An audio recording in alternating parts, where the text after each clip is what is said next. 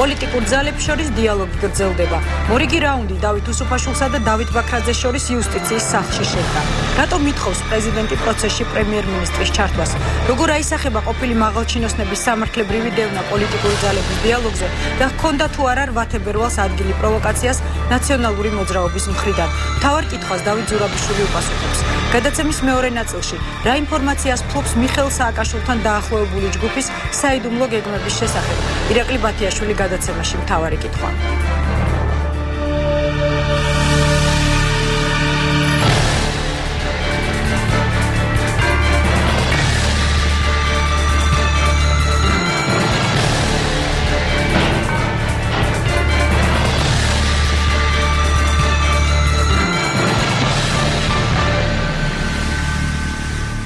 დავით ზურაბიშვილი უპასუხებს მთავარ კითხვას საღამოშტობისა. მოგესალმებით, მოჯობათ. მინდა რომ დღევანდელი შეხვედრით დავიწყო, რომელიც პრინციპში არ იყო დაანონსებული, ის რომ დღეს გაგრძელდებოდა მაინც და მაინც დიალოგი და რაც მთავარია, პრეზიდენტი აღარ ესწრებოდა შეხვედრას, არამედ შეხვედრა შედგა დავით უსუფაშვილსა და დავით ბაქრაძეს შორის. საეჭოდ ხაზს უსვამს მიხეილ სააკაშვილი ორი დღეა იმას, რომ მას სურს მაინც და მაინც დიალოგში ჩაერთოს პრემიერ-მინისტრი. ის რომ დღეს პრეზიდენტი არ ესწრებოდა შეხვედრას, ამით ხომ არ არის გამპირობებული, ანუ ხომ არ არის კულუარული მოთხოვნა მისი მხრიდან, რომ შეხვდება მხოლოდ პრემიერ-მინისტრს. არ ვიცი, ხა თუ თვითონ პრეზიდენტის გამონათქვამებით ვიმსჯელობთ, ის გამოვიდა გახსოვთ ეს ბრიფინგი რო იყო შემდეგ შეხვედრის შემდეგ უსუფაშვილთან და ბაქრაძესთან და ნუ ამის მოითხოვა რომ ყოველ კვირას იაროს ხა პრემიერ-მინისტრმა, ნუ ცხადია ესაც ვერ იქნება. პრემიერ-მინისტრმა ძალიან მკაფიოდ თქვა რომ ის საჭიროების შემთხვევაში თვითონაც ჩაერთვება. მე მგონი ძალიან ნორმალურად მიდის ეგ პროცესი, ხვდებიან პარლამენტის თავმჯდომარეები ერთმანეთს, მიდის სამუშაო პროცესი, შეჯერება რაღაც პოზიციებს, ახლა როდესაც გადაწყვეტილება იქნება მომწიფებული და თუ საჭირო გახდება უშუალოდ პრემიერ-მინისტრის მონაწილეობა, ნებრივი ეს მოხდება. მაგრამ ეს დაჟინებული მოთხოვნა მხოლოდ მიხეილ სააკაშვილი არ საუბრობს ბატონო დავით ამაზე. დღეს უმცირესობის სხვა ლიდერებმაც გაუსვეს ხაზი იმას, რომ ბიძინა ივანიშვილი უნდა იყოს ჩართული პროცესში. ხომ არ ფიქრობთ იმას, თუნდაც იმას, რომ საფრანგეთის მაგალითი მოიყვანა გუშინ პრეზიდენტმა იმასთან დაკავშირებით, რომ იქ ყოველ კვირას ვალდებულებაა პრემიერ-მინისტრის და პრეზიდენტის შეხვედრის. ხომ არ ფიქრობთ, რომ ძალიან კონკრეტული მიზანი აქვს ასეთ აქცენტს. კერძოდ, მაგალითად ასეთი მიზანი, რომ პრეზიდენტი მზად არის კოაბიტაციისთვის, ის მზად არის ყველასთან შესახვედრად, მაგრამ პრემიერ-მინისტრი არ იზიარებს ამ პოზიციას. თუ მას აქვს ეს მიზანი არ გამოსდის, იმიტომ რომ აშკარად არავინ ვარს არ ამბობს არც იმაზე შეხვედრაზე. ახლა შეხვედრისთვის ხوار შეიძლება არა მიმდინარეობს დიალოგი, როგორც გითხარით. დღეს მე მგონი არ ვიცი ხა ეს რო იტყვიან აი ესე საბაბს თუ ეძებს ვინმე რო კიდე თუ რატო პრემიერ-მინისტრი არ მოდის, მაგრამ ყველაფერს პრემიერ-მინისტრი ხო არის, პარლამენტის თავმჯდომარე ქვეყანაში არის მოქმედი კონსტიტუციითაც მეორე პირი. იმ კონსტიტუციითაც, როდესაც შეიცვლება შემდეგ საპრეზიდენტო არჩევნების შემდეგ არის ერთ-ერთი მეორე პირი ასევე ქვეყანაშიც პრაქტიკულად სამეულში გადის ნებისმიერ ვარიანტში. მისი მონაწილეობა მით უმეტესწრეს საპარლამენტო გადაწყვეტილებაზეა ლაპარაკი, რომ გადაწყვეტილებაზე რომელიც უნდა მიიღოს პარლამენტო, მისი მონაწილეობა სამუშაო პროცესში არის ბუნებრივი და პრემიერ-მინისტრის მონაწილეობას იქნება, როგორც მითხარით, ჩვენ თავს არ ვარიდებთ, პრემიერ-მინისტრი ხო არ არიდებს თავს, არ მივალ არავითარ შემთხვევაში იმასთან, ან ამასთან არ მივალ, ან ასე მივალ, ან ისე მოვალ, ასე არ ლაპარაკობს, არა? არის ლაპარაკი, როდესაც გახდება საჭირო, ჯერ უნდა მომზადდეს გადაწყვეტილება და შემდგომ მოხდება ალბათ ჩართვა და ვერანაირად ამას მიხეილ სააკაშვილიდან რაც მოძრაობა ვერ გაასაღებს რაღაცა პრემიერ-მინისტრის ან ხელისუფლების მხრიდან დესტრუქციულობა. პირიქით მეტი კონსტრუქციულობა აღარ შეიძლება, რასაც იგივე პრემიერ-მინისტრი და შემთხვევაში საპარლამენტო უმრავლესობა და ხელისუფლება ეწევა. ჩვენ პრაქტიკულად საუბრობთ არა მხოლოდ იმ საკონსტიტუციო ცვლილებაზე, რომელიც უზრუნველყოფს იმას, რომ რაღაც პრეზიდენტს სუპერძალაუფლება არ კონდეს და რასაც უნდა იმას არ აკეთებდეს და თავის თავრობას ნიშნავდეს, როცა უნდა. არამედ ლაპარაკობთ იმაზე, იგივე იმ მოთხოვნებზეც, რა მოთხოვნებიც ამოყენებულია, მაგალითად იგივე უმცირესობის მხრიდან, რომელიც ჩვენს აზრით ღიაკარისწრება იყო, მაგრამ რა ხანმათა ზედიშიში აქვთ. კი ბატონო, იყოს რაღაც საგარეო პოლიტიკის უმთავრესი პრიორიტეტები და სტრატეგია შესული რაღაც კონსტიტუციის პრეამბულაში. ჩვენ ამაზე რამდენადაც დღეს პარლამენტის თავმჯდომარემაც განაცხადა, არ არის ეს პრობლემა და შეიძლება კიდევ ბევრ ამაზე საუბარი. უფრო კონკრეტულად უნდა ვისაუბროთ აუცილებლად აი ამ შინაარსზე და იმ მოთხოვნებზე, რომელიც გააჩნია ორივე მხარეს, მაგრამ მოდით ჯერ ისევ ფორმას დაუბრუნდეთ.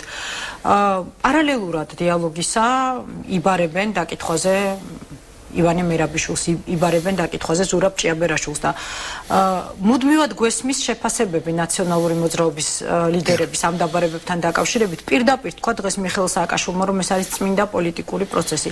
ვიმეორებ ეს ხდება დაწყებული დიალოგის პარალელურად. როგორ აისახება დიალოგის შედეგებზე თქვენი აზრით აი ეს პარალელური პროცესი დაკითხვების? ანუ ხომ არ იქცევა გარკვეული პოლიტიკური სპეკულაციის საბაბად აი ეს ფიგურები როგორებიც არიან ივანე მერაბიშვილი, ზურაბ ჭიაბერაშვილი,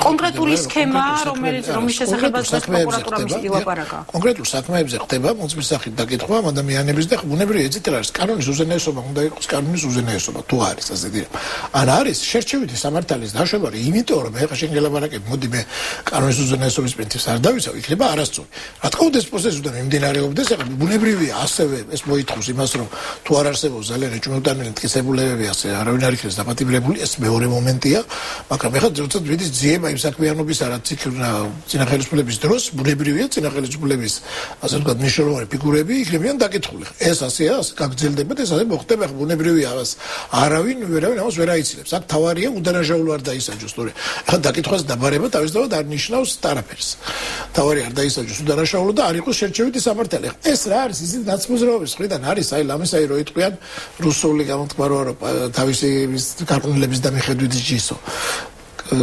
ამერესვა ეს პორჩენასი უგულებს თუ აი დაახლოებით ეგ თვითონ წარმოიდგინეს დავიანთით და თვითონ სხვანაირად იქცეოდნენ თვითონ მათ არ ინტერესებდა თავის დროზე ვინმე იყო ქონდა ტკიცებულები არ ქონდა პირდაპირ ციხეში სողდნენ ხას დაკითხვებზე კი არ იბარებდნენ ასე დაიბარე გაუშვი აქ ვიდის პროცედურების დაცვით კანონის დაცვით ყველაფერი და ბუნებრივია ეს არანაირად არ შეიძლება იყოს ხელი შემშლელი იმ პროცესსა რასაც ქვია პარლამენტში საკონსტიტუციო ცვლილებების მიღება ეს ერთმანეთთან კავშირში მე ამას ვერ ხედავ აქ რო იყოს რაღაცა ესეთი რეპრესიებზე ლაპარაკი. ნუ ეს მაშინ სხვა საქმეა, მაგრამ არაფერი გარდა წარიელი. მაგრამ პოზიციონირება სხვანაირ საკეთებს. ხა პრეზიდენტი და მცირესობა რასაც ამბობს, ეგ ერთია, მაგრამ რეალური საფუძველი ამას იგივე თუნდაც ხა მოდით ყველა მათი ნათქვამი ხო უფრო მეტად საზღვარგარეთაა მიმართული ვიდრე ქვეყნის შიგნით.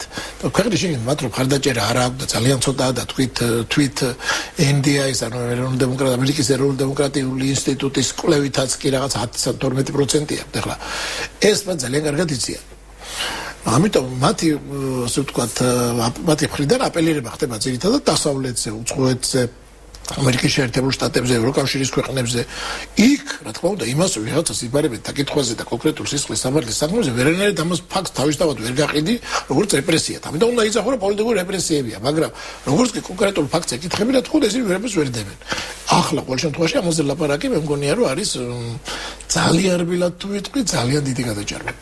მაგრამ დიალოგის პროცესში გამორიცხავთ იმას, რომ შემოგთავაზონ გარკვეული გაცვლა მაგალითად ხელშეუხებლობა თუნდაც ივანე მერაბიშვილის ფიგურის საკონსტიტუციო ცვლილებების სანაცვლოდ. არ მგონია მე ასეთი რაღაც მოხდეს და თუ ასეთი რაღაცა იქნება ეს არ არის სერიოზული წინადადება არ იქნება ბუნებრივი არ შეიძლება ხაზე ვილაპარაკოთ ჩვენ შეიძლება ვილაპარაკოთ რაზე თუ ამნისტირება რაღაც დანაშაულის ამნისტირებაზეა ლაპარაკი რაღაცა თავის დროზე ჩვენ არის საკონსტიტუციო უბრალოდ საპარლამენტო უმრავლესობის მხრიდანაც და პრემიერ-მინისტრიდანაც გაჟღერებული რომ რაღაცა საშუალო და ქვედა რგოლის რაღაც მოხელეებზე გარკვეული ტიპის ამნისტირება მათი რაღაც გარკვეული პირობებით შესაძლოა მოხდეს. თუ ჩვენ რაღაცას პატიობთ ადამიანს, ეს უნდა მოხდეს კანონის მიხედვით. ჩვენ უნდა მოახდინოთ დანაშაულის ამნისტირება და არადამნაშაულის. ანუ თუ ჩვენ ვამბობთ, აი ახლა, ასე არ შეიძლება რომ მოდი მერაბიშვილს არ დავიჭერ, ამას არ დავიჭერ, იმას დავიჭერ. თქვათ მერაბიშვილს არ დავიჭერ, ივანიშვილს დავიჭერ, ან პირიქით ივანიშვილს არ დავიჭერ, მერაბიშვილს. ეს არ არის სწორი.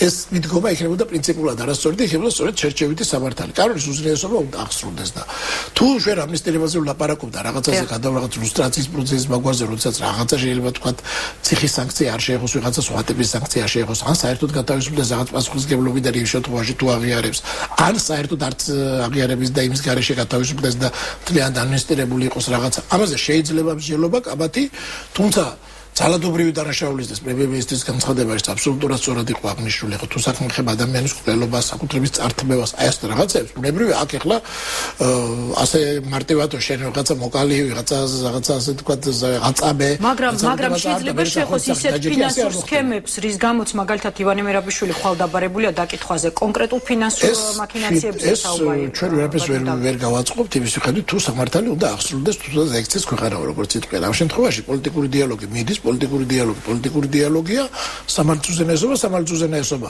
ჩვენ ასე ვთქვათ, გარანტია უნდა მივცეთ საზოგადოებასაც და პოლიტიკურ ოპონენტებსაც უსამართლოდ მტკიცებულების გარეშე, სამართლიანი სასამართლოს გარეშე არავის ხელს არ ვახლებთ და არც შეიძლება ამის დაშვა. აი ამის გარანტია ნამდვილად შეგვიძლია მივცეთ. ახლა ის რომ ვიღაცამ დააშავა რაღაცა ძალიან ძიმე დანაშაულებში მონაწილეობდა და ამის გამო თვალები დაახვიჭოთ, ეს ალბათ ვერ მოხდება, ბუნებრივია და არ ამგონია თვითონ თუნდაც საჯარო დონეზე რაც მოძრაობის მხრიდან ასეთი განცხადებები იყოს, აი ბეკი დავაშავე, მაგრამ საჯარო დონეზე ალბათ არ იქნება. არა, ვერ სიტყვის ვერავინ და ვერც იგივე დასავლეთში ვერ გაიგებს მაგრამ დახურულ კარს მიღმა მოლაპარაკება. არ ამგონია მე გენება დახურულ კარს მიღმა იყოს და სადაც იყოს იმაზე ლაპარაკი რომ მოდი რაღაცა მე ნუ შემეხები და სხვა რაც გინდა ისერი გიტეხიათ. ასეთი ლაპარაკი არასერიოზული იქნებოდა მე ვფიქრობ. ჩვენ გვაქვს საკმაოდ სერიოზული პრობლემები და სერიოზული პრობლემებია განსაცვლელი. სამართლიანი სასამართლოს პირობებში მე მგონია ყველა დაინტერესებული უნდა იყოს რომ ეს მოხდეს, რომ სამართლიანად მოხდეს, თუ რაიმე დაუშავებია ვიღაცასთან, თუ რაიმე გაუფუჭებია, აი ამის ასე ვთქვათ განხილვა და შემდგომ განაჩენის გამოდარება. ბატონ დავით, რა არის ის მთავარი რაც კოალიცია სურს ორმხრივი დიალოგიდან მიიღოს. გუშინ დავით უსუფაშვილმა პრინციპში და არც სხვა მონაწილეებმა, არც მიხეილ სააკაშვილმა და არც დავით ბაქრაძემ არ ისაუბრეს მოლაპარაკების არც დეტალებზე და არც რეალურ შინაარსზე. გარდა იმ მოთხოვნებისა, რაც საზოგადოება მისედაც იცოდა. გარდა იმ მოთხოვნებისა, თუმცა დავით უსუფაშვილმა თქვა ერთი ფრაზა, მან ახსენა ახლებური მიდგომა. სხვანაირი ხედვა იმ პრობლემების, რომელიც არის დასაძლევი. რა სურს კოალიციას კონკრეტული რომ მიიღოს ამ დიალოგით? მხოლოდ საკონსტიტუციო ცვლილება პრეზიდენტის უფლებამოსილებასთან დაკავშირებული, ეს არის მხოლოდ მიზანი? ეს არის თავარი, რა თქმა უნდა, ეს თავარია, იმიტომ რომ ეს ძალიან მნიშვნელოვანი საკითხია. პრეზიდენტს არ უნდა კონდეს უფლება თავისი ნებასურვილით დანიშნოს ახალი მთავრობა და პარლამენტის გაუშვას სახში მთავრობას დანიშნოს და მერე ეს მთავრობა ყავდეს კაიხანს კიდე. ამის უფლება, რა თქმა უნდა, არ უნდა კონდეს პრეზიდენტს და ეს მნიშვნელოვანი საკითხია, იმიტომ რომ გვინდა არ გვინდა ჩვენ ვიცით რა სიტუაციაშიც ვართ. ეს უნდა იყოს დაბალანსებული ინსტიტუციურად. ლაპარაკი იმის შესახებ, რომ პრეზიდენტი ამას არიზამს და არიკადრებს. ახლა ეს ცოტა ღიბლის მომგვრელია, ასე ვთქვი, არიზამს. დღეს დაუშვათ არ უნდა და ხარ რომ უნდეს რა ვქნათ, ახლა გაიღვიძა დაუშვათ ცუდის ისვარი ნახა და აი მოუნდა გაკეთება. ლეგიტიმური მერკეტი ამის აქვს. ამის ლეგიტიმური მერკეტი არ შეიძლება კონდეს. აქ ლაპარაკი იმაზე კი არის, რომ მთავრობის დათხოვნის ან პარლამენტის დათხოვნის უფლება არ აქვს პრეზიდენტს. არ შეიძლება კონდეს ორივე ერთად, ან კიდე ნიშნავდეს თავის მთავრობას. თქვათ ახლა ხვალ რომ გაუშვას პარლამენტი, ეს მთავრობას გაუშვას დანიშნოს თავის. ახლა წამოგიდიათ რა მოხდება ქვეყანაში? რაღაცა ძალიან ძიმე პროცესები დაიწყოს, არა? ამიტომ რა თქმა უნდა, თუ პარლამენტს ითხოვ, მაშინ უნდა იყოს თავის ძველი მთავრობა დარჩეს და დაიწყოს დაწესდეს რიგარეში არჩევნები და სანამ ახალი არჩევნები იქნება, ის მთავრობა უნდა იყოს.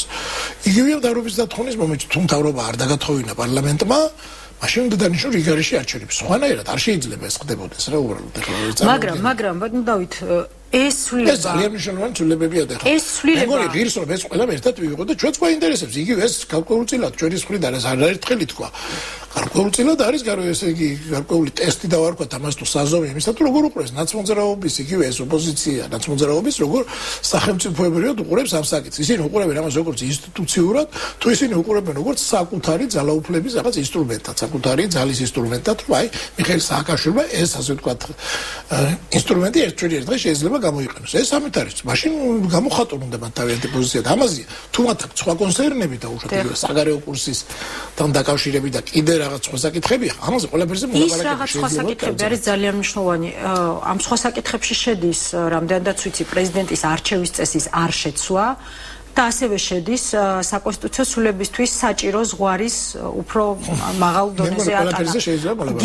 გიღირთ თუ არა თქვენი მიზანი აი თუნდაც ამორცვლებად მესმის ის რომ სამი მოთხოვნიდან ყველაზე იოლი არის დასავლური კურსის დაფიქსირება კონსტიტუციაში თუმცა მოდით თავარ კითხვას ბატონ დავით უპასუხოთ სარეკლამო ბლოკის შემდეგ გადაცემაში რეკლამის დროა.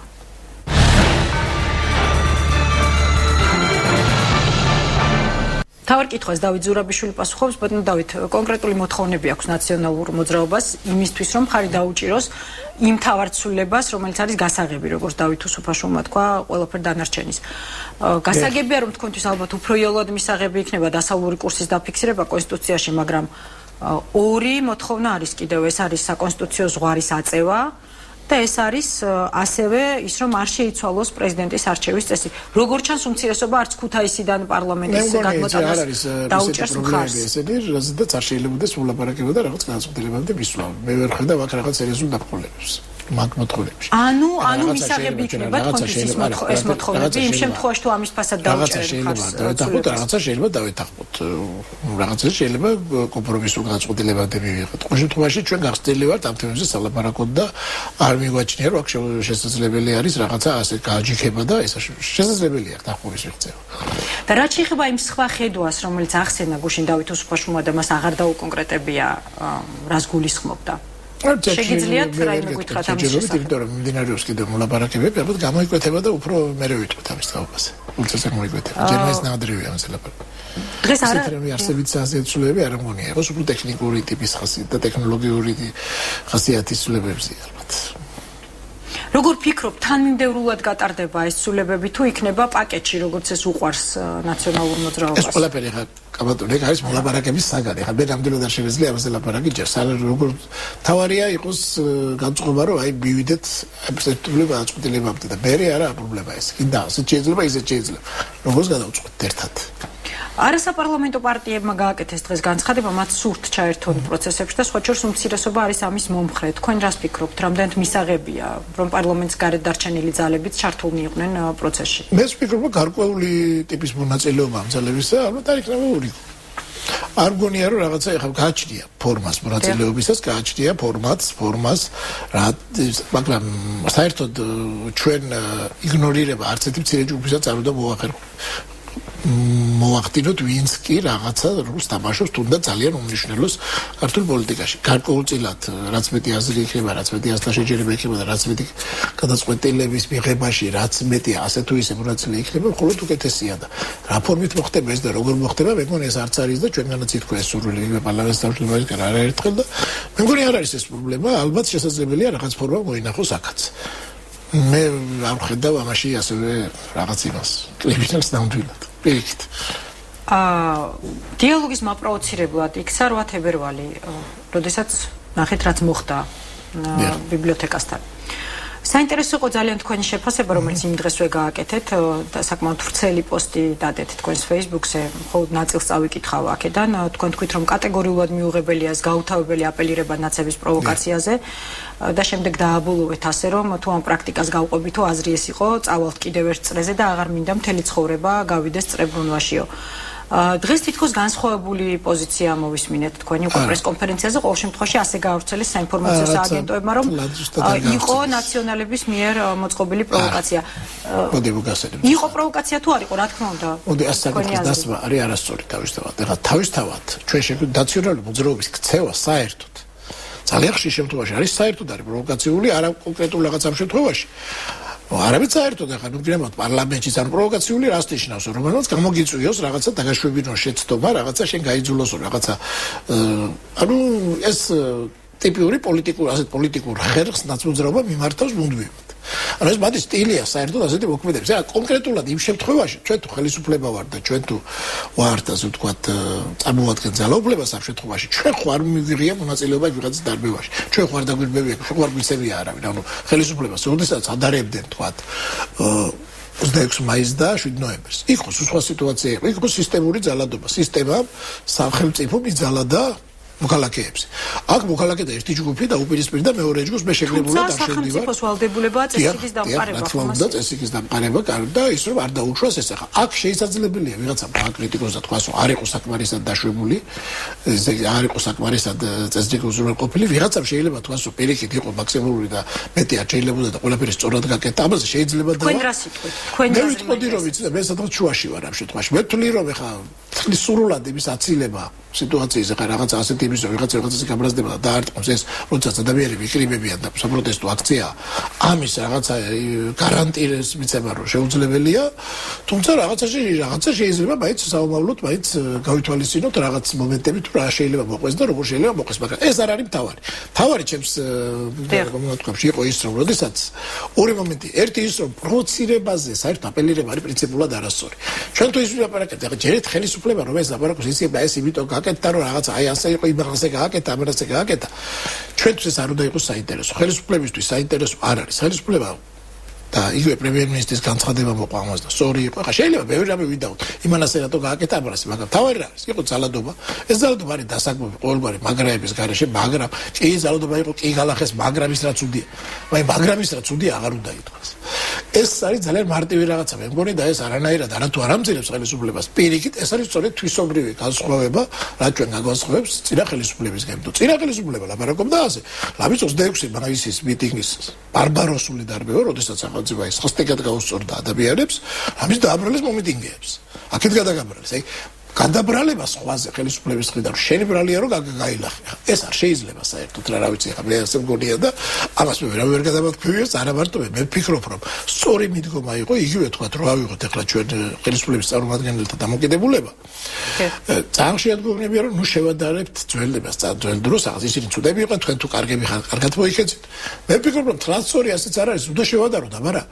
უნდა შევადაროთ თუნდაც იმიტომ რომ ჩვენ გავიგოთ ის რომ პროგრესი გამიცადეთ თუ რეგრესი გამიცადეთ. წავედით თუ განწავედით რაღაცა გაუმჯობესდა თუ რაღაც გაუარესდა შეიძლება идеალური სიტუაცია არა გვაქვს მაგრამ იგივე თქვა ჩერნა საქმე და მინისტრის მისვლა იქ ადგილზე და სიტუაციის გამოხდა იყო პროგრესი დადებით ეს კარგი ნიშანია და ასე არ გაუკეთ ასე არ მოგწევლან არასდროს ის ხალხი რომლებიც ძალიან ბევრს გვაყვედრიან ახლა და ლამის ხელისუფლების მოწყობილად აცხადებენ აი ამ ინციდენტს მაგრამ შეძლო თუ არა პოლიციას ემოქმედა იქ ეს საკამათო საკითხია როგორც გითხარით მე ექსპერტი არა ვარ მარჯვენა გააჩნია შეიძლება ვიღაცას ასეთი აზრი ქონდეს, მე ვერ გამოვდგები მაგის ექსპერტად, რამდენად შეიძლება. მე უბრალოდ ვამბობ, რომ ასე კამათში შესვლა პოლიტიკურ კამათში შესვლა, რომ აი შენი ბრალი იყო და შემომიხდინა პროვოცირება.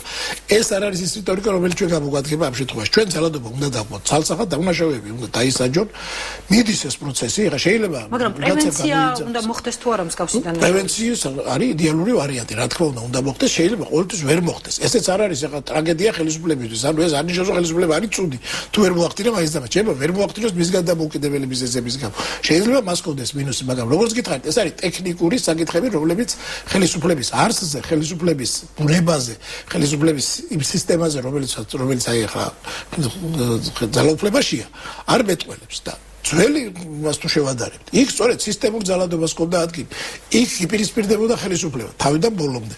ფორმიანი ადამიანები, პოლიციაც ემდა ხალხს, ზოგი გადაცმული პოლიცია, ბადრაგი გამოყავდა ციხიდან და მერიის თანამშრომლები და რაღაცა და ისინი ემდნენ ხალხს ურტყამდნენ ფორმა გადაცმულები. ეს არის საშინელება აბსოლუტურად. ეს სხვა დონის, სხვა ხარისხის ძალადობა. და სხვა როდესაც გამწარებული ადამიანი ერთი მეორე გამწარებულ ადამიანს ურტყავს აღავაწარებს და რაღაც მოქალაქეებს შორის ხდება შეჯახება. ამ შემთხვევაში პოლიცია სხვადასხვა ეს საგულისხმოა. ძალის გამოყენება და უხეში ძალის გამოყენება პოლიციისთვის უნდა იყოს უკანასკნელი საშუალება. როცა სხვა ვარიანტი არ არის და უნდა ჩაარტყა ხელკეტია რაღაცა ძალა გამოიყენოს, მხოლოდ იმ შემთხვევაში უნდა გამოიყენოს ძალა. წინა ხელისუფლება პირიქით წაქეზებული იყო პოლიცია, რომ თქვენ ძალა გამოიყენეთ აი თავიდან. პირდაპირ ესრულად დაახალეთ პირდაპირ. აი ლამის ასეთი ძალება იყო. რა თქმა უნდა სწორია ის რომ მაქსიმალურად უნდა ეცადო დაშორიშორებას, თუმცა რაღაცა ჭუბი ხდება და ძალა გამოიყენო მხოლოდ უკიდურეს შემთხვევაში. შეიძლება ეს ტექნიკურად ვერ შესრულდა მთლად ისე როგორც საჭირო იყო, მაგრამ ტენდენცია და მიმართულება და ხედვა ეს არის სწორი, რა თქმა უნდა. ასე უნდა გაკეთდეს. მაქსიმალურად უნდა მოერიდოთ იმას, რომ ადამიანებს დაარტყას პოლიციელმა და ეს უნდა გააკეთოს მხოლოდ უკიდურეს შემთხვევაში. ბუნებრივია რაღაც გარკვეული დროის მერე ეს მეთოდები უფრო დაიხვეწება, უფრო ჩამოყალიბდება და უფრო სხვა ფორმაზეც მიიღებს, იმიტომ რომ ეს არის ისეთი მიდგომა, რომელიც აქამდე არ ყოფილა. ხომ არ ფიქრობთ, რომ თავისთავად ის გადაწყვეტილება, რომ მიხეილ სააკაშვილს არ მიეცა პარლამენტში გამოსვლის საშუალება, არამედ მან შემდეგ თვითონ მიიღო გადაწყვეტილება გამოსულიყო ეროვნულ ბიბლიოთეკაში, იყო შეცდომა. თქვენი გადასაწყვეტი რა ყოფილიყო, როგორ გადაწყვეტილებას მიიღებდით?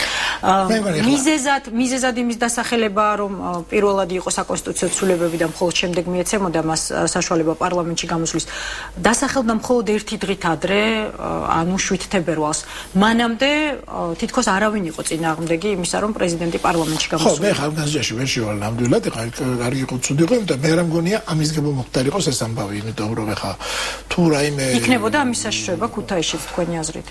მე ხა ქუთაისში წაკბირებდა ხო ხალხი შეკრებას იქ რამდენადაც ვეძი და იქაც ჩამოივლიდან ხა ვიღაცები ამიტომ რომ ხა ასე გარანტირებულად იმის პარეს მოხდებოდა არ მოხდებოდა ადამიანებს ვერთესწრება აქვთ იმის უფლება რომ პროტესტი გამოთქვან ნამდვილად მეორე მხრივ რა თქმა უნდა ეს პროტესტის გამოთქმა ერთია ძალადობის უფლება და ცემის უფლება არავის არ აქვს ამისთვის არის სწორედ ხელისუფლება რომ ეს აღკვეთოს ასე რომ შეიძლება ეს იქაც მოხდარიყო შეიძლება იქ არ მოხდარიყო ხა ძალიან რთულია ამაზე ლაპარაკი რა შეიძლება მოხდარიყო თუ კი დაუშვათ ის შეიძლება იქ მოდი მივიღოთ ეს ფაქტი როგორც ფაქტი ხელისუფლებას აქვს იმის პასუხისგებლობაც ალბათ ზოგჯერ რომ განჩვენოს შესაძლო განვითარება რა თქმა უნდა შესაძლო განვითარება უნდა განიჭირდოს და რაღაცა მაგრამ ყოველთვის შეიძლება ეს ვერ გაარტყას ზუსტად და რაღაცა მოხდეს ისეთი რამ რაც არ ელი წინასწარ ყველაფრის წინასწარ დათვრა შეუძლებელი მაგრამ მე კიდევ ერთხელ ვამბობ იცით აი ნუ გაუბერავთ ამ ფაქტს რაღაცა ნუ ავიყვანთ ამ ფაქტს ისე დონემდე რომ რაღაც რა ვიცი კი ნაცმოძრაობის ხრიდან არის რომ ამის მოხდა რაღაც საუკუნის დანაშაული ახლა ძალადობა იყო ცუდი ამბავი მოხდა რა თქმა უნდა ქვეყნისთვის ეს კარგი არ იყო პირდაპირ თქვა იმიტომ რომ მე რა მგონია ნაცმოძრაობისთვის შეემატებინა თუნდაც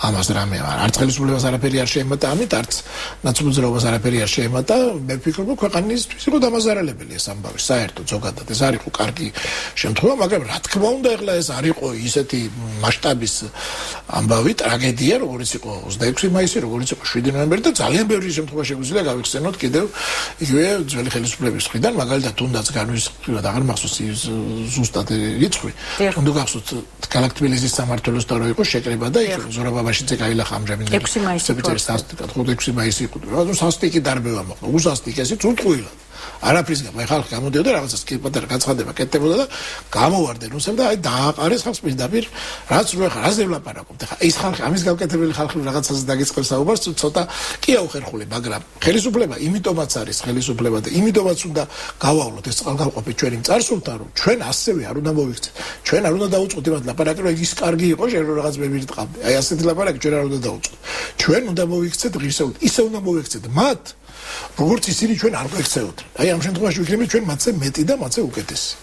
კიდევ ერთი დეტალია 8 თებერვალს მოყვა დაუყოვნებლივ კრიტიკული შეფასებები სხვადასხვა უწყებების მხრიდან ასევე კრიტიკული პრესა ხელისუფლების მიმართ. თუმცა მსგავსი შეფასებები ასეთი სიმწვავის მე პირადად არ მახსოვს არც 26 მაისის დროს პირიქით მახსოვს მაშინდელი ამერიკის ელჩის განცხადება არც 7 ნოემბრის დროს არც დაუშვათ ვეტერანების აქციის დაშლის ვეტერანების აქციის დროს უფრო იყო სხვადასხვა ელჩის განცხადება იმიტომ რომ ეს ძალიან თუმცა ასეთი ინტენსიური არ რა თქმა უნდა ასეთი არ იყო ეს ის შეგიძლიათ ეს ახსენოთ მოგახსენებთ რა თქმა უნდა ეს არის სწორედ ერთ-ერთი ის მომენტი რა ძალიან ვერ ჩვენ მოქალაქეს აღიზიანებს სერიოზულად და რაღაცნაირად აღშფოთებული იმიტომ რომ კი ბარაკა აქცევდნენ ქვეყანას ლავიზე გუცემდნენ რაღაცა გვირტყამდნენ გვიჭერდნენ უსამართლოდ წამალს გვიგდებდნენ ზოგს ზოგ ციხეში გვაგდებდნენ ზოგს გვაწამებდნენ და არაფერი არ იყო და ის დემოკრატიის შუქურა იყო და რაღაცა დემოკრატიული რეფორმების გამტარებელი და აქ რაღაცა ვიღაცას თვითონ ხელისუფლებას არაფერი გაუკეთებია უბრალოდ მოქალაქე მეორეს დაარტყა და რაღაცა ხელისუფლება ვერ მოასწრო იქ ხელისუფლებამ რაღაცა რომ არ გაეშველებინა ისინი და არის არის ატეხეს ერთი ამბავი ხო კი გასაგებია ეს გულისწყობა და მაგრამ მეორეს უნდა შევხედოთ იქ მოდი ასე შევხედოთ ამ საკითხს რომ იგივე დასავლეთაც ახლა თვითონ ხვარი თქვიან იგივე დასავლეთიც მათ საკმაოდ წარე გაკვეთილი მიიღეს ამ მიხეილ სააკაშვილის ხელისუფლების ხარდაჭერის სახით ის რომ მათ თავის დროზე წაუყრუეს მოდი ასე პირდაპირ თქვა იყო რაღაცების წაყრუება თვალი დაუხუჭეს ძალიან ბევრ რაღაცას რასაც იგივე მიხეილ სააკაშვილის ხელისუფლება აკეთებდა რადგან მათ ეგონათ ყოველ შემთხვევაში შეიძლება მოდი ასე ვფიქროთ ეს არ გადაიზრდებოდა რაღაც სისტემურ ძალადობაში გადაიზარდა და ძალიან წარე გაკვეთილია იმიტომ რომ ბოლოს იქამდე მივიდა საქმე ხო რა უკვე რო ეხა პრაქტიკულად თელი ქვეყანა აღსდგა რო იტყვიან და არჩევნების დროს მივიდა არჩევნებზე რომ აი როგორი განწყობა იყო მე კარგად მახსოვს ამის აპოკალიფსური განწყობა იყო ასეთი რომ ან ეხლა ესენი უნდა მოვიცილოთ ან ამ ქვეყანაში ცხოვრება გახდება შეუძლებელი ისეთ დონემდე ისეთ რეჟიმად ჩამოყალიბდა და ამ რეჟიმის ჩამოყალიბებაში სწორედ ის რომ არ იყო თავის დროზე ესეთი მძაფრი კრიტიკა დასავლეთიდან თავისი როლი ამან ითამაშა რომ ყოფილიყო მაგალითად იგივე 2003-ში 4-ში როდესაც იჭერდნენ იქ ადამიანებს იქ ვარდებოდნენ ზოგი ბარდელებში ვარდებოდა ხალხს ზოგი ვარდებოდა რაღაც იქ სახლში დაძინებულებს და რა ვიცი ასეთი სიტუაციები იყო და მე მიყავდათ მე რაღაც იმის გამო რომ რაღაც იქ ვიღაცის განცხადება გადაეფარათ ყოფილი მინისტრს იჭერდნენ განცხადების გადაფარვის გამო ადამიანის დაჭერები ხდებოდა მე ფულების წართმევა ვინც ფულზე არ ხდიდა ციხეში სვამდეს სულ არ აინტერესებდათ სასაბარ აი ასეთი სიტუაცია რომ არ მოხდეს შეიძლება დღეს მე ვფიქრობ შეიძლება გადაჭარბებულია ის კრიტიკა რა კრიტიკა ჩვენ ვესმის დასავლეთიდან მაგრამ ჯობია კრიტიკა იყოს გადაჭარბებული ვიდრე იყოს წაყრუება ეს ჩვენთვის არის უკეთესი იმიტომ ეს ჩვენ გვაიძულებს ვიყოთ მეტ ფორმაში არ მოვეშვათ არ ვიფიქროთ რა ისი რა მაინც ხარ დაჭერა აქვს რა მოხდა ხა მაინც ადამიანია ხელისუფლებაშიც როა თუ ჩათვალა რომ ყველა მაინც მის ხარეს არის და ყველაფერი მის დანაშაულზე ვიღაცა თვალს დახუჭავს შეიძლება ისო მოხდეს მე იმ დანაშაულის ჩადენა და ამ შემთხვევაში თუნდაც უსამართლო კრიტიკა შეიძლება ჩვენ უფრო მეტად გამოგვადგეს ეხლა მე ამ შემთხვევაში არ ვლაპარაკობ როგორც ექსპერტი და გავიდა შეფასებელი ეხლა რა თქმა უნდა მე თქვენ გესაუბრებთ როგორც ხელისუფლების წარმომადგენელს ვთვლი რომ არა უშავს ჩვენ მოახერხებთ მე მგონი და არა გვაქვს ამის ყველა საშუალება რომ ძალიან კარგად გავაგებიოთ ყველა ჩვენ პარტნიორებს რა ხდება როგორ ხდება და რანაირად ხდება და უკვე ძალიან თანდათანობით მაგრამ განუხრელად ხდება ყველა იმაში დარწმუნდა ჩვენ კურსზე საერთოდ ის რომ რაღაცა ივანიშვილი არის პუტინის კაცი და ჩვენ ვართ საერთოდ რაღაც რუსეთის დაქირავებული აგენტურა ლამს ამაზე ხა დღეს დასავლეთი საერთოდ აღარ წავს აბარაკის ამაზე არც განიხილავს არავინ სერიოზულად კი ამტკიცებენ ჩვენი ოპონენტები რომ კიდე თუ არა ასე აბარა მათ უკვე არავის აღარ ჯერა დარწმუნებული ვარ ბევრი რამ ასევე შეიცვლება შეხედავენ ერთხელ ორჯერ სამჯერ და მე ხო დაინახავს ყველა იყვირებს არიქა ხოცავენ ტერორისტები არიან ამდენ საერთოდ დაიყვიროს ერთხელ შეიძლება შეშინდნენ მეორე შეშმოთებიან მესამედ აღარ შეშმოთებიან რომ დაინახავენ რომ ასე არ ხდება თავარია ჩვენ როგორ მოვიქცევით ჩვენ რას გავაკეთებთ და ჩვენ როგორ წავიღოთ სიტუაციაზე თორემ ეს შეფასებები რომლებიც ჩემი აზრითაც შეიძლება რაღაცებში იყოს გადაჭარბებული არა უშავს ჩვენ უსამართლო კრიტიკაც შეგვიძლია ავიტანოთ არა მხოლოდ სამართლიანი ძალიან დიდი მადლობა თავარ კითხვას დავით ზურაბიშვილი პასუხობდა რამდენიმე წუთში ირაკლი ბათიაშვილი იქნება ჩვენი სტუმარი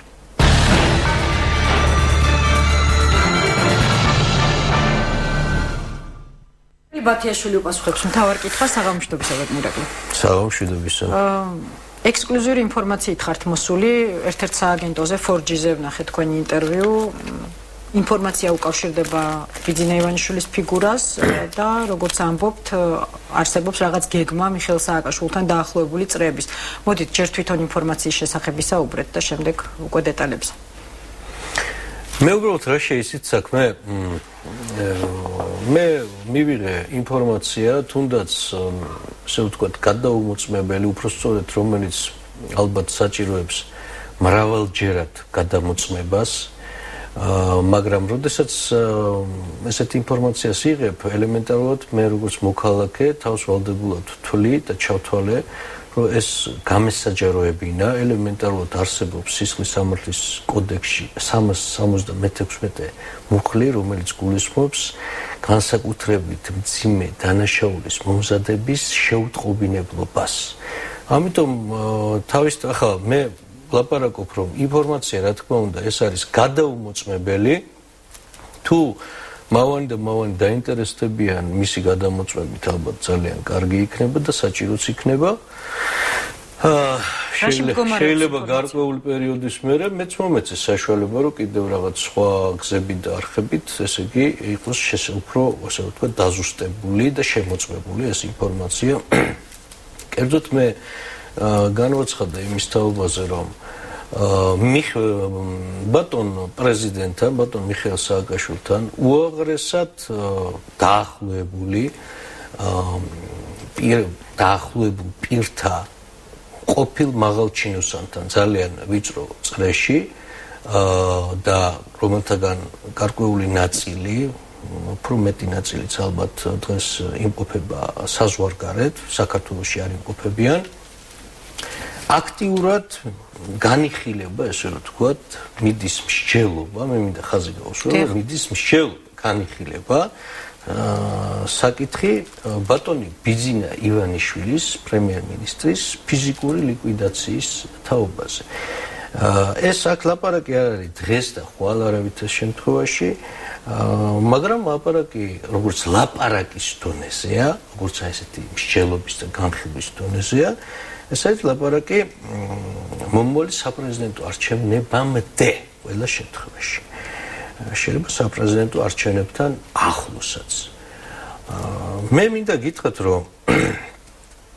შეიძლება მე ხლა როდესაც პირველ ყოვლისა მინდა გითხრათ რომ მე მგონი მე ირაკლი ბათიაშვილს არასერიოზული განცხადებები არ გამიკეთებია არასერიოზულ ამბებზე და რაღაცებზე არ მილაპარაკია ისევე როგორც ქალბატონიკა არასერიოზულად არ მილაპარაკია მაშინაც როდესაც სწორედ თქვენი ეთერით მე პირველად გავახმოვანე ინფორმაცია იმის თაობაზე თუ რა გეგმა ჰქონდათ ნაციონალურ მოძრაობას თავრობის დათხოვნასთან დაკავშირებით და ძალიან კაია რომ მე ამან ასე ვთქვათ თავისი ამ ინფორმაციის გახმოვანებამ თავისი განვითარება პოვა ეს ზანგა თუმცა მაშინაც მე ხაზი გაუსვიო ესეც ჯერ მხოლოდ განხილვის ესე ვთქვათ ლაპარაკის დონეზეა ლაპარაკ არ იყო ნაციონალურ მოძრაობას საბოლოო გადაწყვეტილება ამ საკითხზე არ ქონდა ესე ვთქვათ ეხლა მე აქ მინდა ხაზი გავუსვო აქ ლაპარაკი აი მე დიდიბოჩი წყარო ერთი და იგივეა არა წყარო არ არის ერთი და იგივე განსხვავებული წყაროებია რა თქმა უნდა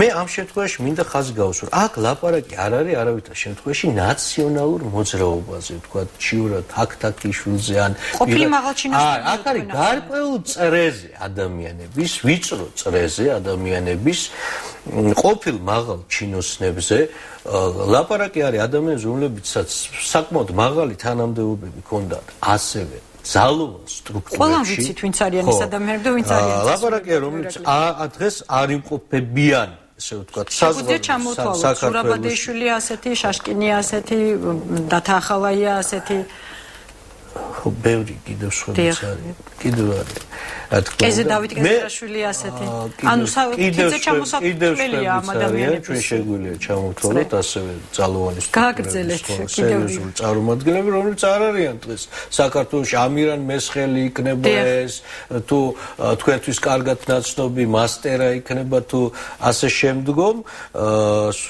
სოციალ სესის მასტერა რომელიც დგებუაძე რომელიც ჩანაწერი თქვენ ყველას კარგად გახსოვთ მე მგონი დღესაც დევს და გადიოდა კიდევაც ეთერი თუმცა ის ელაპარაკებოდა მე მაშინ ციხეში ვიჯექი 2007 წელს როდესაც ეს ამის იდენტიფიცირება დღესაც შეუძლიათ ასე იგი თუ მოინდომებს შინაგან საქმეთა სამინისტრო როცა ის ელაპარაკება ცნობილ ტერორისტ უაის ახმადოს მე შემიძლია საქმის კურსს ჩაგაყენოთ რადონის ტერორისტი იყო და კრიმინალი უაის ახმადოვი და უკვეთავდა ბადრი პატარკაციშვილის მკვლელობას თვითმფრინავის აფეთქებას ამ ლაპარაკის იდენტიფიცირება თავისუფლად შეუძლიათ დღესაც მე რისი თქმა მინდა ნუ მოვეკიდებით მე მესმის როცა ესეთ რამეზე ყოველთვის ლაპარაკი არის ხოლმე მაინც ხვდებიან ასე ვთქვათ სკეპტიკურად და მე მინდა დავსვაკითხა რატომ საქართველოს ჩვენ და სამწუხაროდ ბოლო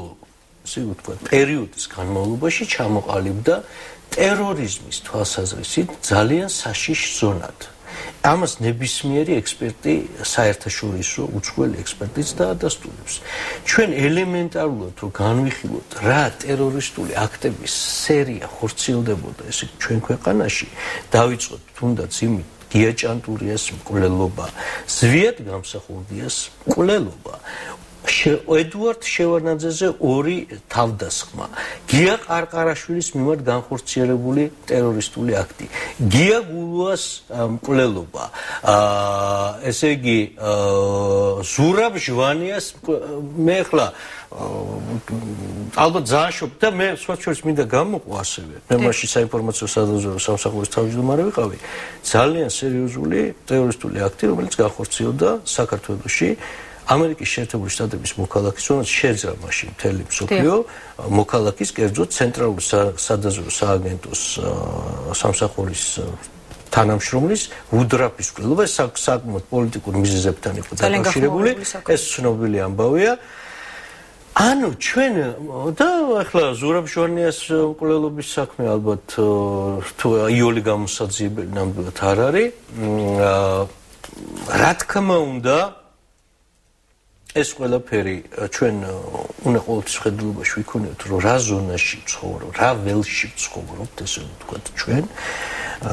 თავისთავად გამომდინარე აქედან ელემენტარულად საჭირო იქნება გარკვეული პრევენტიული ღონისძიებების გატარება, თქვენ მიმართეთ სამართალდამცავებს. არა, მე თუ პირდაპირ მე ელემენტარულად ეს ინფორმაცია ვალდებულად ჩავთვალე. გამესაჯაროებინა, ამიტომ მე ეს გავასწორებ 4G-ზე მე მინდა გითხრათ, რასაც თქვენთან ვლაპარაკობთ ახლა, თუ კი სამართალდამცავი ორგანოები მოინდომებენ ჩემთან ამ ინფორმაციაზე, ამასთან დაკავშირებით საუბარს, რა თქმა უნდა, მე ვალდებული ვარ, ესე ვთქვათ, ჩვენებაც მივცე, დაახლოებით იგივეს ვიტყვი, რასაც ახლა მე თქვენთან. და წყაროს არ დაასახელებთ არც? არა, მე ამასთან დაკავშირებით, რა თქმა უნდა, გარკვეული საუბარი მექნება ამასთან დაკავშირებით. ფიქრობ მოგიწევთ. ეხლა რაც ეხება მინდა ელემენტარულად კიდევ ერთხელ აქ შეიძლება ბევრი კითხვები გაჩნდეს, ვაი კი, მაგრამ ვთქვათ ელემენტარულად რო ავიღოთ ტერორისტული აქტები, ხო? ნებისმიერი ტერორისტული აქტი საჭიროებს ძალიან სერიოზულ შეფუთვას. მაინც ტერორისტულ აქტს გულისხმობთ, როდესაც აი ამ სქემაზე ვაპარაკობთ, ანუ ის ადამიანები, ვისაც როგორც თქვენ ამბობთ, შესაძლოა ჰქონდეთ ასეთი ჩანაფიქრი,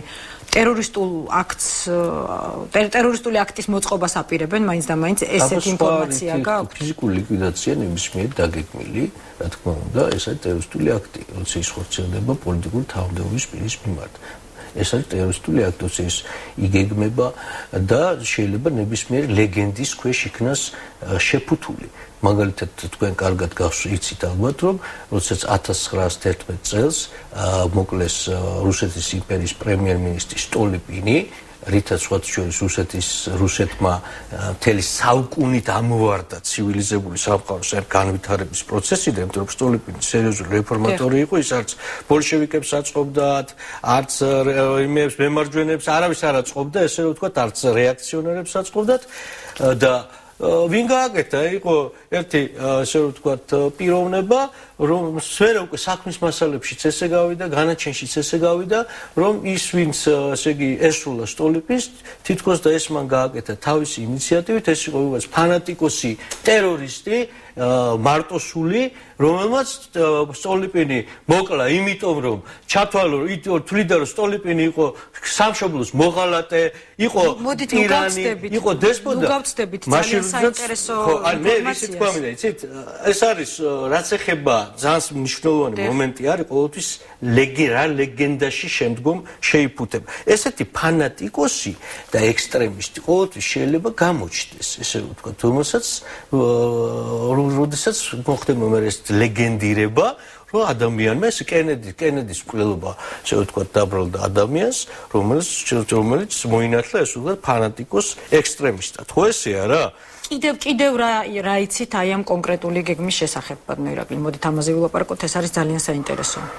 მე გარდა იმისა, რომ შეიძლება უბრალოდ ასეთი გეგმა არსებობდეს, გვარები პრინციპში დაასახელეთ და თულად არა, მე მინდა კიდევ ეხლა მე როდესაც ჩვენ შეგვიძლია გვარებზე ვილაპარაკოთ, ეს უკვე არის ჩვენი ლოგიკური ანალიზის შედეგი. მე ელემენტარულად რაც ესე რომ ვთქვათ, მომყიდეს ეს კოპჭალებში იმას ვლაპარაკობ.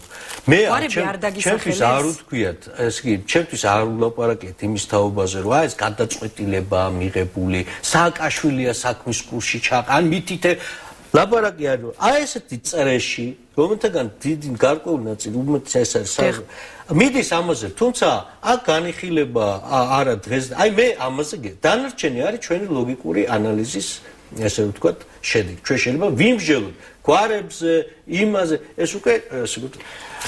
ანუ ეს თქვენი წყარო ადგილობრივი არის თუ უცხოეთიდან გაქვთ ეს ინფორმაცია? მოდით ეს მაინც წყარო ადგილობრივი არ არის.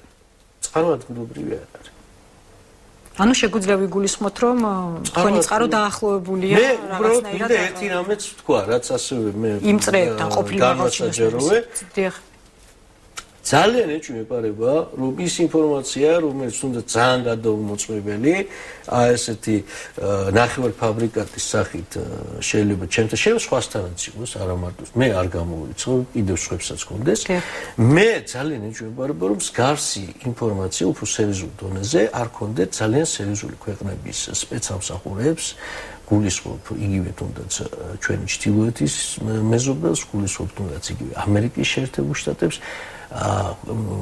ვიმეორებ, რომ ვეჭვობ, რომ მათ არ, ესე იგი, თუმცა არ არის გამორიცხული, რომ აქ ეს ყველაფერი საჭიროებდეს დაზუსტებას, გადამოწმებას და ამიტომაც ბევრი რამე ჯერ კიდევ ცნობილი არ იყოს. Ყველა შემთხვევაში ყოველივე ეს მოითხოვს სერიოზულ, ასე ვთქვათ, ღონისძიებების და უსაფრთხოების თვალსაზრისით. მე მინდა ამაზე ხაზგასმა. მე მინდა იმასაც ხაზი გაუსვა, რომ რაც ეხება ვითარებას, მე მაშინაც ვთქვი და ეხაც მე არაფერს მე არ ვძაბავ, ვთქვათ. უბრალოდ სიფხიზლე ყოველთვის კარგია. ერთ რამეში ისე როგორც ჩვენი მოქალაქე დარწმუნებული ჩარხს უკან ვერავინ ვერ დააბრუნებს. ნაციონალური მოძრაობა არის წარსულის კუთვნილება. ისინი ვეღარ მოbrunდებიან ამ წარსულიდან, მაგრამ სიფხიზლე ყოველთვის რა თქმა უნდა უკეთესია, იმიტომ რომ მათ რა თქმა უნდა ჩვენ ამას ვხედავთ ყოველდღურად, შეუძლიათ კრიზისის შექმნა, მათ შეუძლიათ არევდარევა, ამისთვის არიან ისინი ესე ვთქვათ ხომ და თვითონ ისინი თქვენ შეგიძლიათ ეს შეამოწმოთ ყოველდღურად აბოლებენ თუ აფრთხილებენ თუ მართლა ჯერათ ამის ეს სხვა საკითხია ყოველდღურად ესე იგი ერთმანეთს აიმედებენ რომ 4 წლის კი არა აი მალე სულ მალე ჩვენ მოუბრუნდებით მათ ძალიან კარგად იციან რომ ვერანაირი ხალხის მხარდაჭერით ისინი ვერ მოუბრუნდებიან ამ შანსი არ აქვს ეს განაარაცნობიერებენ რომ ვერასდროს ისინი ხალხის მხარდაჭერას ვერ მოიპოვებენ მე მინდა უბრალოდ იმის თქმა რომ რა თქმა უნდა დღეს მე პირადად აი მიხარია რომ იგივე ესე იგი არსებობს მთელი რიგი სახელმწიფოებრივი სტრუქტურები სადაც ჩვენ შეიძლება რაღაც დაიმედებული ნამდვილად ვიყოთ რომ ისინი დგანან დღეს უსაფრთხოების და ქვეყნის ინტერესებისა და რაჯოს თუმცა ამ ხრივაც მე გავატუნეკა მინდა ყავ არა გვაქვს სახარბილო მდგომარეობა თქვენ თუ დაინტერესდებით ეხლა მე რასაც ვიდე მე შემიძლია შემდეგ იმაზე რომ სია მოგიტანოთ თქვათ რა მდგომარეობა მთელ რიგ ძალოვან სტრუქტურებში გვარებით სახელებით მოგიტანთ სიას მთელი რიგი მაღალ იმ თანამდებობის პირების რომლებიც დღესაც იკავებენ საკვანძო ადგილებს და რომლებიც ყოველთვის ითვლებოდნენ ვანო მერაბიშვილის ბაჩო ახალიელაიას და სხვათა ყველაზე საიმედო დასაყრდენები. ეს რა თქმა უნდა არის ნაღმები ჩვენ სტრუქტურებში. ეს არის ძალიან ესე ვთქვათ დასაფიქრებელი რამ. პირველად არ ამას თქვენ ხა ამას ბატონო ირაკლი თქვენ ამბობდით რომ ვანო მერაბიშვილი არის ამ ხრივ საშიში ფიგურა და იმასაც თხოვდით ხელისუფლებას რომ სამართლებრივ პასუხისგებაში მიეცითო. რა თქმა უნდა და ჩვენ მე მგონი ამას ვხედავ ხა ვანო მერაბიშვილი ხო დაბარებულია სხვა ჩვენს დაკითხვაზე. მას მე რაც ჩვენთან ამის შესახებ ვილაპარაკე კაცი გამოვიდა და თქვა რომ ჩვენ 4 წელი ვერ დაველოდებით უკაცოდ ყველაფერს გავაკეთებთ რომ ამათ ხელი შეუშალოთ და ეხლა მეტი რა თქვას ეხლა იმ კაცმა და ისეთ რაშია საქმე სხვაჩვენს ძალიან სერიოზულ ამბავზე იბარებენ ჩვენ ახლა ვხედავთ როცა ლაპარაკი არის თურმე რისთვის გვნენ დასაქმების სამინისტროს რომ დაესაქმებინათ ბჭყალებში თავიანთი აქტივისტები არჩევნების წინ ჩვენი ფულით ბიუჯეტში შეტანილი ფულით მაგრამ ეს უსერიოზულესი დანაშაულია მაგრამ რა თქმა უნდა ვანო მერაბიშვილს მე მაშინაც ვიდე ახლა სხვა პასუხი უნდა მოთხოვონ როცა საქმე ეხება გვირგვლიანის მკვლელობას როცა საქმე ეხება ვაზაკაშვილის მკვლელობას როცა საქმე ეხება 26 მაისს როცა საქმე ეხება 7 ნოემბერს როცა საქმე ეხება გია კრიალაშვილის მკვლელობას როცა საქმე ეხება ვალერი გელაშვილის ესე მხეცურცემას და როცა საქმე ეხება ჟვანიას იმდენი საქმეებია რაზეც მათ შეუძლია ალბათ პროკურატურა დააჩქარებს ასეთ გახმაურებული საქმეების ხო, მაგრამ უკვე დიდი ხანია ჩვენ ამაზე ვლაპარაკობთ. ძალიან დიდი ხანი გავიდა, თუმცა მე მინდა გითხრათ, რომ გამოძიება, რა თქმა უნდა, თავისი ვადები ჯობია გამოძიება წარიმართოს კომპეტენტურად და მეტი დრო დაჭირდეს, ვიდრე ნაუცფათევად და არასაკმარისი მტკიცებულებებით. ძალიან დიდი მადლობა. თავად კითხვას ირაკლი ბათიაშვილი პასუხობდა, დღეს ამით გემშვიდობებით, მშვიდობიან ღამეს გისურვებთ.